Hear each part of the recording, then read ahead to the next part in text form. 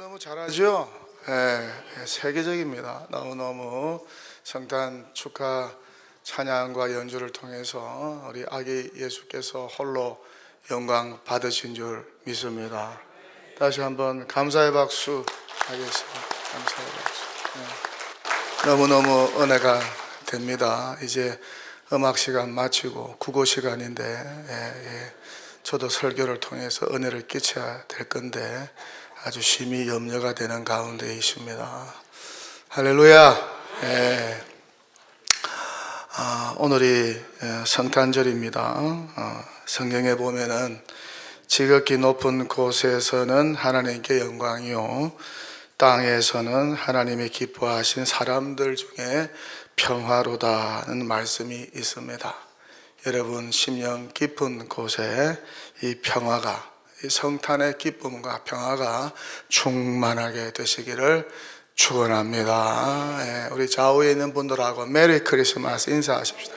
메리 크리스마스, 메리 크리스마스. 미국에서는 메리 크리스마스라는 말을 사용하지 못하도록 법으로 제정했다고 하잖아요. 정말 악한 사탄마귀의 역사가 갈수록 극성을 부립니다.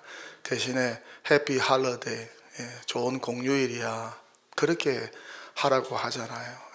우리는 주님 오실 때까지 어떤 고난과 핍박이 와도 성탄절은 메리 크리스마스인 줄 믿습니다. 다 한번 크게 한번 외칩시다. 메리 크리스마스. 시작. 메리 크리스마스. 본문 10절에 보면은 기쁜 소리가 울려 퍼집니다. 기쁜 소리. 본문 10절에 그들이 별을 보고 매우 크게 기뻐하더라. 동방 박사들이 별을 보고 매우 크게 기뻐하더라. 그렇게 말씀하고 있습니다. 유대인의 왕으로 오신 아기 예수의 탄생한 장소를 동방 박사들이 기뻐했다는 말씀입니다. 보통 기뻐한 것이 아니라 매우 크게 기뻐하고 또 기뻐하였다. 이것은 기쁜 소리죠. 얼마나 기뻐요? 그 먼 거리를 별을 쫓아와서 드디어 발견했으니까, 도착을 했으니까 얼마나 기쁘고 흥분이 되었을까. 이제 아기 예수가 탄생한 장소만 찾으면 됩니다. 그러면 그렇게 보고 싶은 아기 예수를 보게 되는 것이죠. 그 아기 예수께 드리려고 가져온 선물, 황금과 유향과 몰약을 아기 예수께 이렇게 바치면 되는 것입니다. 생각하니까 너무 기뻐요. 결국에는 동방 박사들이 아기 예수가 탄생한 장소를 찾아서 황금과 유황과 몰약을 아기 예수께 바쳤습니다. 우리도 매우 기쁘고 크게 기쁠 때가 있죠. 흥분될 때가 있죠. 너무 기뻐. 이거는 보통 기쁜 게 아닙니다. 너무 기쁘고 또 기쁜 것입니다. 여러분에게 이런 때가 언제였나요? 너무 기뻐서 흥분을 감추지 못한 때 아마 있을 거예요.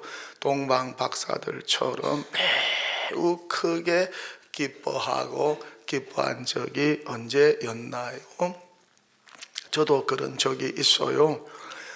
제 막내가 태어나자마자 폐혈증에 걸렸어요. 인큐베이터에서 치료를 받았어요. 항생제를 여기에 머리에 꽂고 맞았습니다. 그런데 잘 낫지가 않아요. 이런저런 항생제를 바꾸어도 낫지 않습니다. 의사가 그럽니다. 죽을 수도 있습니다. 죽을 확률 50%, 살 확률 50%입니다.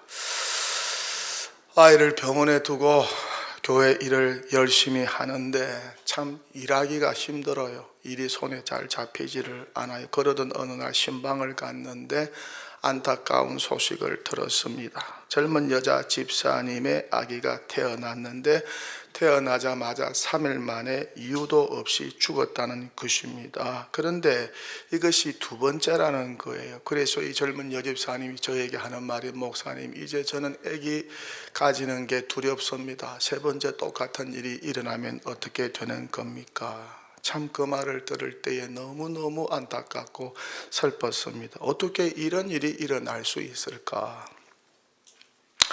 또 다른 자매의 집에 신방을 했는데 이 자매님은 저하고 상황이 똑같아요. 아이를 낳았는데 폐혈증이라는 것입니다. 거기서도 살 확률 50%, 죽을 확률 50%라고 들었다는 것입니다. 그래서 기도를 해달라고 해요. 그래서 열심히 그 자매님의 아이를 위해서 기도를 해주고 나왔어요. 그런데 며칠 후에 전화가 왔어요. 목사님, 아이가 죽었어요.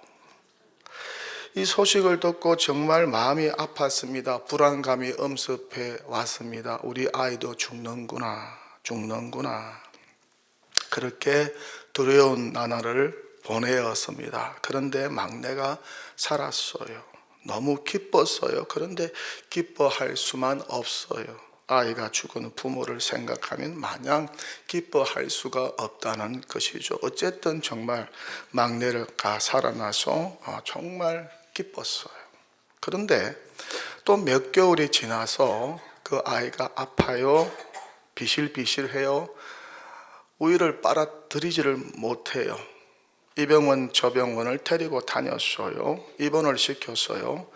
잘 낫지 않아요. 어느 아주머니가 그래요. 이 병원이 별로 안 좋다고 하면서 여기 있으면 아이가 죽을 수도 있다, 큰일 날 수도 있으니까 저 병원에 가보라고 해요. 그래서 저 병원을 찾아갔어요. 그곳에 입원하고 있는데 일이 손에 잡히지를 않아요. 죽으면 어떻게 하나? 폐혈증으로 죽다가 살아났으니까 몸이 허약하잖아요. 몇 개월밖에 되지 않았는데 마음이 무거워요. 그런데 하나님의 은혜로 기적적으로 막내가 살아났어요. 다 나았다는 진단을 받고 아내와 함께 막내를 데리고 병원 문을 나서는데 너무너무 기뻤어요. 하나님 감사합니다. 막내를 살려주셔서 감사합니다. 살다 보면 이런 기쁜 소식이 있죠. 이런 기쁜 소식이 있을 때는 어떻게 해야 할까요? 축하하면서 기뻐해야죠. 감사 찬양해야죠. 고생과 수고뿐 인생에 하나님께서 이런 기쁜 소식, 좋은 소식을 통해서 저와 여러분을 위로해 주시기도 합니다. 그런데 오늘 성탄 기사에 보면은 기쁜 소리와는 정반대의 소리가 있어요. 오늘 설교 제목과 같이 곡소리입니다. 곡소리. 16절이에요. 이에 헤롯이 박사들에게 속은 줄 알고 심히 노하여 사람을 보내어 베들레헴과 그 모든 지경 안에 있는 산의 아이를 박사들에게 자세히 알아본 그때를 기준하여 2살부터 그 아래로 다 죽이니 다 죽였더라. 유대인의 왕으로 오신 아기 예수를 잡아 죽이려고 헤롯 왕의 혈안이 되었죠. 그런데 그 정보를 알려주기로 약속한 동방 박사들이 자기에게 오지 않고 다른 길로 도망쳐 고국으로 가버린 것입니다. 뒤늦게 이 사실을 안 이 헤롯 왕은 베들레헴으로 병사를 보내었습니다. 아기 예수 탄생 즈음으로 하여서 2살 이하 산의 아이를 다 죽여버린 것입니다. 그러니까 베들레헴의 통곡 소리가 난 것이죠. 곡소리가 이 집 저 집에서 울려 퍼졌어요. 그 부모들이 어떠했겠습니까? 그냥 이유 없이 병사들이 와서 아기를 죽이는 거예요. 무지막지한 일이 아기 예수 탄생 즈음에 일어났어요.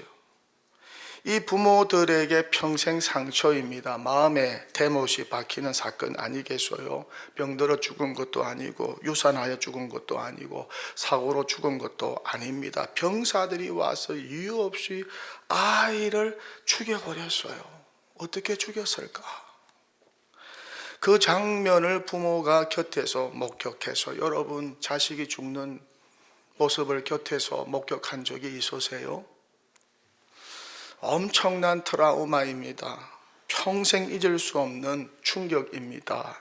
이런 곡소리가 베들레헴 한편에서 울려 퍼졌다는 것입니다. 베들레헴 한쪽에서는 기쁜 소리, 베들레헴 또 다른 한쪽에서는 통곡 소리, 곡소리가 울려 퍼졌다는 거예요. 하마터면 아기 예수도 살해당할 뻔했습니다. 동방 박사들이 천사의 지시를 받고 다른 길로 고국으로 돌아가서 망정이지, 만약 헤롯에게 갔다면 아기 예수도 죽었을 거예요. 요셉과 마리아도 통곡했을 것이고 곡소리를 내었을 것입니다. 평생의 트라우마를 안고 살아야 했을 것입니다. 이게 인생입니다. 인생이 평생 기쁜 소리로만 점철될 수가 없어요. 기쁜 소식만 들려올 수 없어요. 원치 않는 소식, 나쁜 소식, 괴로운 소식, 힘든 소식, 가슴 아픈 소식, 그리고 오늘 베들레헴 한 구석에서 울려 퍼진 통곡 소리, 곡소리가 울려 퍼질 수도 있다는 것이죠. 그래서 성경은 이렇게 말씀합니다. 전도서 7장 14절입니다. 같이 읽도록 하지요. 형통한 날에는 기뻐하고 공고한 날에는 되돌아보아라. 이 두 가지를 하나님이 병행하게 하사 사람이 그의 장래일을 능히 헤아려 알지 못하게 하셨나니. 이렇게 형통과 공고, 형통과 공고는 우리 인생의 친구이자 벗이라는 것입니다. 이 형통과 공고를 통해서 하나님은 사람을 겸손하게 만들고 또한 매사에 하나님을 바라보도록 만든다는 것입니다. 그러니 형통이 오면은 공고를 생각하고 공고가 오면은 형통을 생각해야 한다는 것이죠. 그래서 우리 신자는 주만 바라보고 살 수밖에 없다는 것입니다. 어떻게 여태껏 살면서 들은 소식 중에 가장 슬픈 소식, 곡소리, 통곡 소리와 같은 가장 서글픈 소식이 여러분에게는 어떤 소식이었습니까? 저는 목회하면서 그런 충격적인 소식으로 고통하는 분들을 곁에서 많이 보았습니다. 목회자의 가장 고뇌가 언제냐?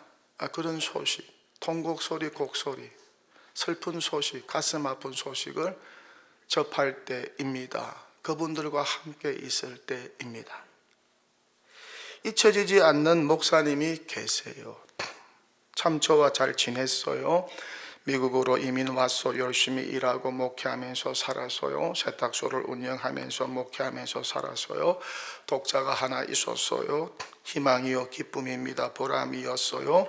이 독자가 대학에 입학했어요. 좋은 대학에 들어가서 너무 기뻐했어요. 그런데 1학년 때 친구들과 차를 타고 가다가 사고로 죽었어요. 장례가 마치고 며칠이 지나서요, 제가 신방을 갔어요. 세탁소 근처에 주차를 하고 걸어가는데 그 목사님이 보입니다. 넋을 잃은 사람 마냥 하늘만 쳐다보고 있어요. 그 모습을 보는데 눈물이 났어요. 런닝을 하나 입고 여름이었어요. 세탁소가 얼마나 덥습니까? 저도 자식이 있거든요. 내 자식이 사고로 죽었으면 그 심정이 어떨까 먹먹했습니다. 곡소리로 인하여 통곡 소리로 인해 그 목사님은 상심에 빠졌어요. 나중에 저에게 그래요. 살고 싶은 마음이 없다고. 살고 싶은 마음이 없다고. 이 사건 후에 얼마가 지났어요? 또 어느 성도님의 독자가 있었어요. 이 아이도 죽었어요. 초등학생인데 수영장 가서 사고로 죽었어요. 12살밖에 되지 않았어요. 부모는 세탁소를 경영했어요. 장례식을 마치고 찾아갔어요. 그 찾아가는 자체가 저한테는 고통입니다. 내가 가서 무슨 말을 하겠습니까?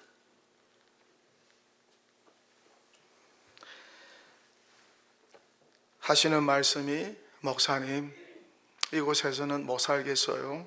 다른 도시로 이사를 가야 되겠어요. 죄송합니다.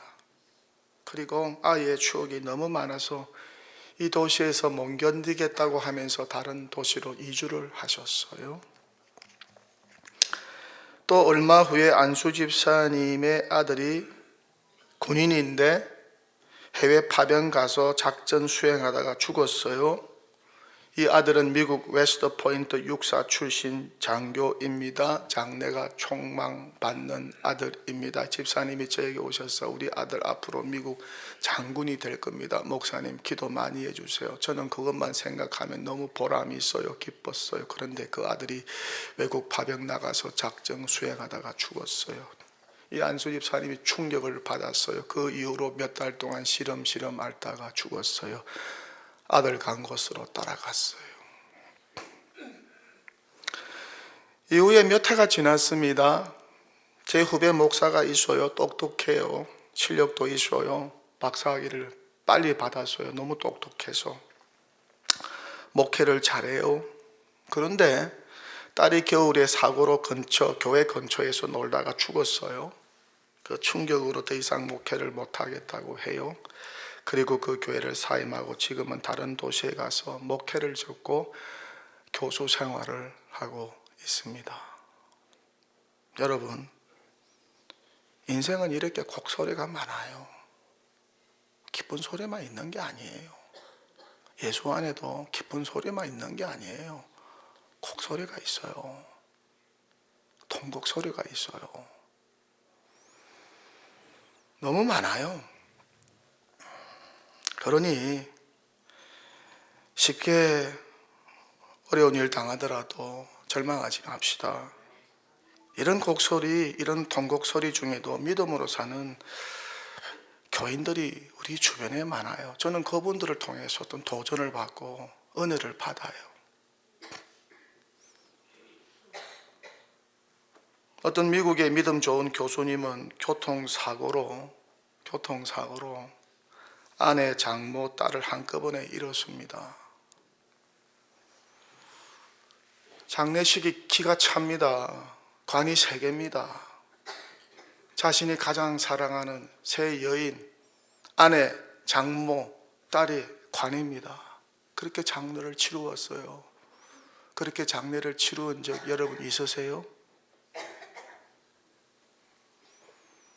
그런데 이 모진 고통을 딛고 믿음으로 일어서서 책을 썼는데 그 책을 통해서 제가 얼마나 도전을 많이 받았는지, 이런 경우도 있구나. 이런 고난도 믿음으로 이겨나가는 믿음의 사람들이 있구나. 이런 대단한 믿음을 가진 분들이 우리 주변에 있다는 것이죠. 그러니 내가 당하는 고난이 제일 큰 고난이라고 쉽게 단정하지 말자는 것입니다. 간혹 이런 착각 속에 빠지죠. 내가 당하는 고난이 세상에서 가장 힘든 고난일 거야. 아무도 내 마음을 못 알아줄 거야. 글쎄요. 주변을 돌아보면 그보다 더 큰 고난 가운데서 믿음으로 살아가는 분들도 있어요. 이렇게 곡소리, 통곡소리가 우리 가까이에 있어요. 우리 주변에 있어요. 하나님 아버지는 어떠하셨을까요? 하나님 아버지는 어떠하셨을까요? 날마다 기쁜 소식, 즐거운 소식만 듣고 사셨을까요? 어떻게 여러분은 하나님 아버지의 통곡소리, 곡소리가 들리시나요? 하나님 아버지의 통곡소리, 곡소리. 아기 예수가 탄생했어요. 헤롯이 죽이려고 했어요. 애굽으로 피난을 갔어요. 12살쯤에 나사렛으로 왔어요. 가난하게 살았어요. 하지만 잘 자라 주었어요. 강하여지고 지혜가 충만하고 하나님과 사람 앞에 사랑받으며 자랐어요. 총명이 보통이 아니었어요. 율법 학자들도 감당하지 못할 정도로 총명했습니다. 그런데 십자가에 매달려 죽었어요. 죄도 짓지 않았는데 억울하게 십자가에 매달려 죽어요. 사람들이 죽이라고 해요. 죽기 전에 하늘을 향하여 큰 소리로 외쳤습니다. 아들이 아버지에게 외쳤어요. 나의 하나님, 나의 하나님, 어찌하여 나를 버리시나이까. 그렇게 하나님 아버지에게 탄식하면서 성자 하나님이신 예수 그리스도가 인류 구원을 위한 속죄의 제물로 돌아가셨어요. 저와 여러분을 구원하려고 그렇게 죄 없으신 참 사람이요 참 하나님이셨던 예수 그리스도께서 참혹하게 십자가에서 돌아가셨어요. 이 광경을 보고 성부 하나님께서 얼마나 통곡하셨을까? 이 광경을 보고 얼마나 성부 하나님께서 슬퍼하셨을까? 한번 상상해 본 적이 있으세요? 그렇게 하나님은 자기 아들을 십자가에 내어놓기까지 저와 여러분을 사랑하셨다는 거예요. 너무 사랑하셨어요. 저와 여러분이 뭐라고? 짓는 거는 죄밖에 없는 그런 지옥 갈 인생인데, 그런 저와 여러분을 자기 아들 예수보다 더 사랑하셨다는 거예요. 할렐루야. 이 사랑을, 이 아가페 사랑을, 이 무조건적인 사랑을 저와 여러분이 받고 살고 있어요. 이 사랑의 힘으로 위로를 받고 이 사랑의 힘으로 어떤 일을 당하더라도 우리가 힘을 내고 살아가는 거 아니겠어요? 이런 은총과 사랑을 저와 여러분이 받았어요. 교회가 받고 있어요. 성탄절에는 꼭 이 사실을 기억해야 된다는 것입니다. 아기 예수는 죽기 위해서 왔어요. 살기 위해서 온 거 아니에요. 그러니 우리의 삶에 원치 않는 곡소리가 들려도, 통곡 소리가 들려도 이 하나님 아버지의 사랑으로 극복하고 이겨내야 한다는 것이죠. 믿습니까? 사도 바울이 이 사랑으로 그 숱한 고난과 곡소리와 통곡 소리를 다 이겨내었어요. 그리고 우리 함께 하나님의 사랑으로 이 통곡 소리, 곡소리, 고난을 이겨나가자고 우리에게 권면하지 않습니까? 환난도 공고도 박해도 기근도 적신도 위험도 칼도 우리를 그리스도의 사랑에서 끊을 수 없느니라. 하나님의 사랑에서 끊을 수 없느니라고 말씀하고 있지 않습니까? 그런 확신을 가지고 살자고 로마서 8장 38절과 39절에서 우리에게 말씀하고 있죠. 같이 읽겠습니다. 내가 확신하노니 사망이나 생명이나 천사들이나 권세자들이나 현재일이나 장래일이나 능력이나 높음이나 기쁨이나 다른 어떤 피조물이라도 우리를 우리 주 그리스도 예수 안에 있는 하나님의 사랑에서 끊을 수 없으리라. 자기 아들을 우리를 대신하여 내어주기까지 사랑하신 하나님의 사랑, 그 사랑에서 끊을 수 없느니라.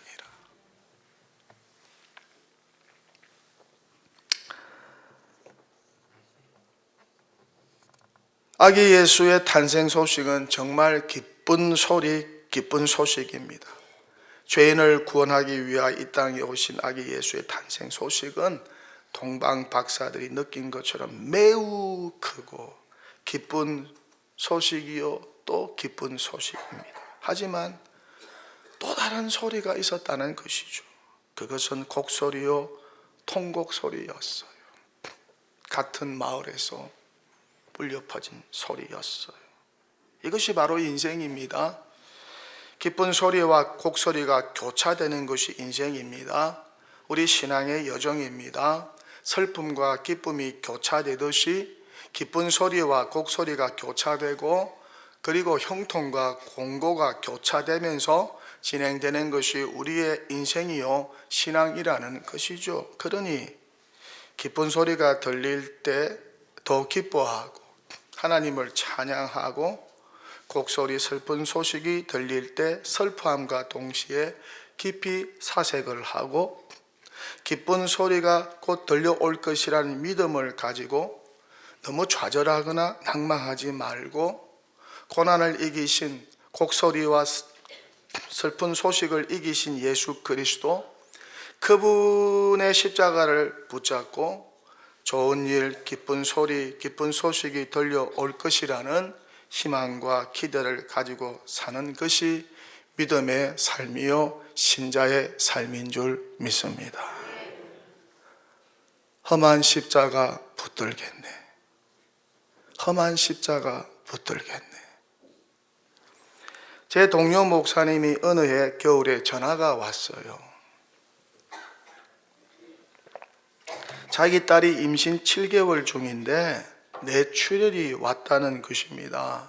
임산부에게 뇌출혈이 왔어. 기도를 부탁했습니다. 산모와 태아의 건강을 위해서 기도 부탁을 했습니다. 그 소식을 듣고 모두가 깜짝 놀랐고 우리 동료 목사님들이 중보하면서 기도했습니다. 그런데 7개월짜리 아이가 태어났어요. 지금 끄집어내지 않으면 산모도 위험하고 태아도 위험하다는 것입니다. 요만한 아이가 7개월 만에 태어났어요. 인큐베이터에서 자랐어요. 다 죽는 줄 알았어요. 죽을 가능성이 많대요. 그런데 감사하게도 딸이 회복되고 그 아이도 잘 컸습니다. 이 친구 목사님 내외가 지극정성으로 이 죽다가 살아난 손자를 직접 돌보았습니다.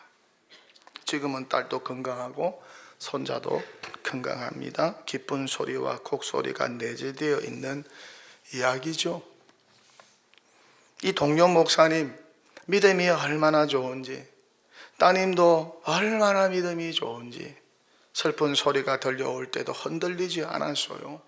그 믿음에 저와 우리 모든 친구 목사님들이 도전을 받았어요. 또 다른 친구 목사님 아들 이야기입니다. 의대생입니다. 다들 축하해 주었어요. 극하기 힘든 어려운 의대를 입학했다고 다 축하해 주었어요.